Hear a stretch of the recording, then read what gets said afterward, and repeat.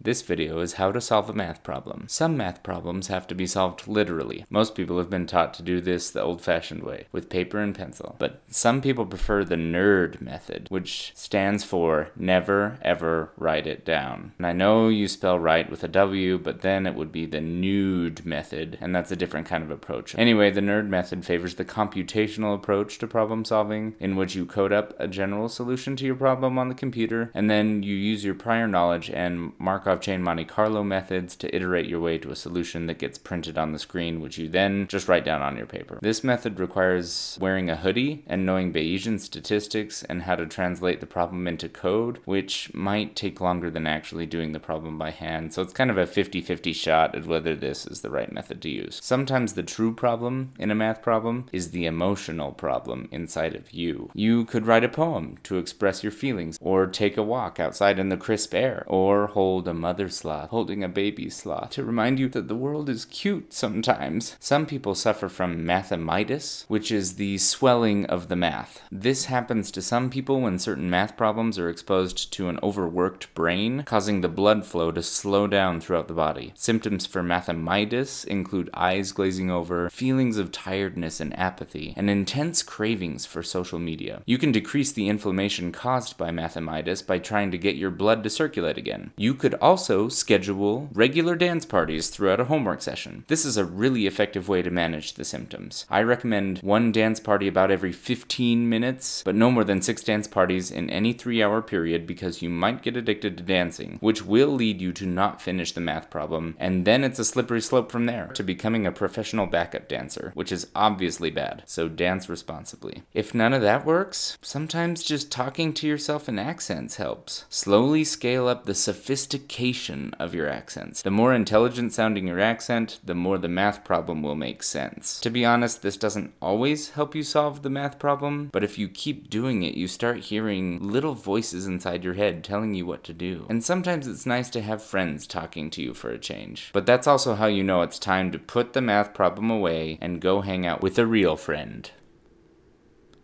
With a real friend. With a real friend. With a real friend. With a real friend, Bruce Wayne. With a real friend, friend. Friend. When you need a friend, you know a friend, someone to talk to